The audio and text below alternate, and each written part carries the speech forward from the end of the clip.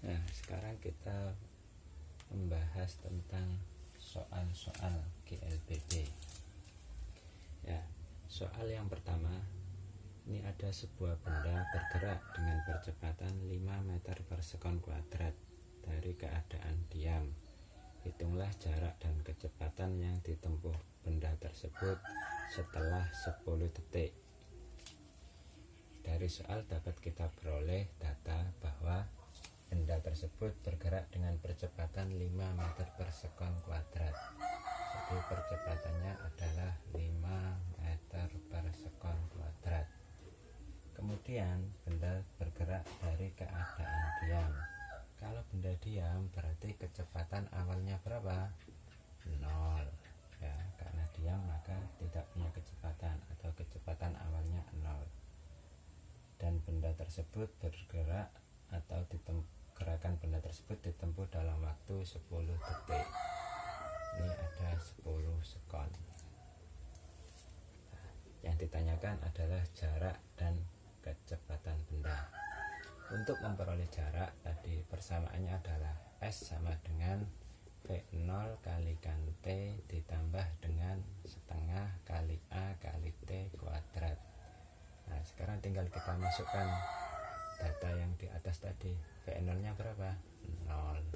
T nya 10 ditambah setengah, percepatan atau A nya 5, T nya 10 kuadrat. Nah, tinggal dikalikan. 0 kali 10 berapa? 0. Ini setengah kali 5 berarti 5 per 2. 10 kuadrat berarti 100. Nah, 100 bagi 2, 50 kali 5 jadinya 250 meter. Ini adalah jawaban untuk jarak. Sedangkan untuk kecepatannya berapa? Kecepatan berarti VT. VT sama dengan apa? Sama dengan V0 ditambah dengan A kalikan dengan T.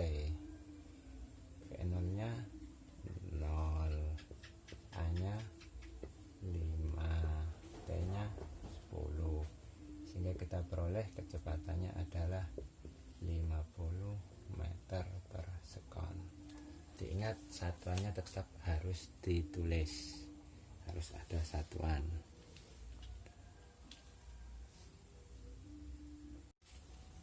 Ya, soal berikutnya. Ada sebuah mobil bergerak dengan kecepatan 216 km per jam.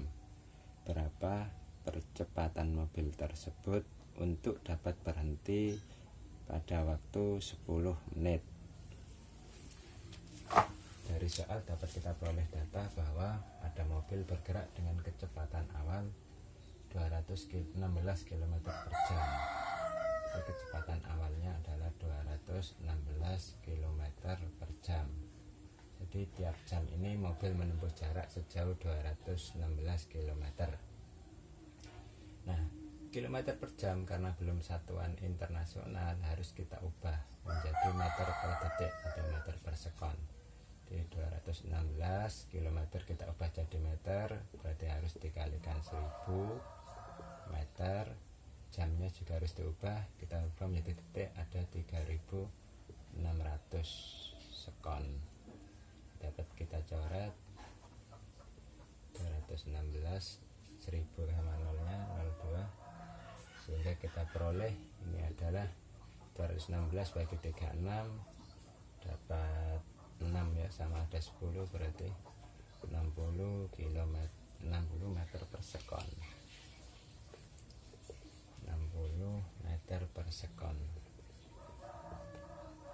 Kemudian data selanjutnya adalah mobil berhenti. Ketika berhenti berarti kecepatan akhirnya harus sama dengan 0. Kemudian ada waktu T nya, berhentinya dalam waktu 10 menit. 10 menit itu berarti berapa detik? 10 menit ya. 10 menit itu sama dengan 60 kali 10 berarti 600 sekon atau 600 detik. Sekarang yang dicari adalah percepatan. Percepatannya berapa? Ya tinggal kita masukkan saja. Kita peroleh dari sini. Vt sama dengan V0 ditambah dengan A kali T. Vt nya yang diminta adalah 0 karena berhenti. V0 nya adalah 60. Ini ditambah A, T nya kita pakai 600. Nah ini kita pindah, berarti min 600. A sama dengan 60, berarti A sama dengan min 60 dibagi 600 sama dengan min 0,1 meter per sekon kuadrat. Nah ini adalah jawaban dari soal tersebut. Jadi mobil berhenti, agar mobil berhenti dalam waktu 10 menit, maka dibutuhkan percepatan sebesar 0,1 sekon, 0,1 meter per sekon kuadrat. Nah, berikutnya ada soal.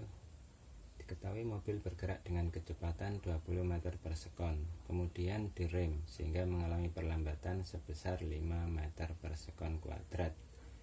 Jarak yang ditempuh mobil hingga berhenti adalah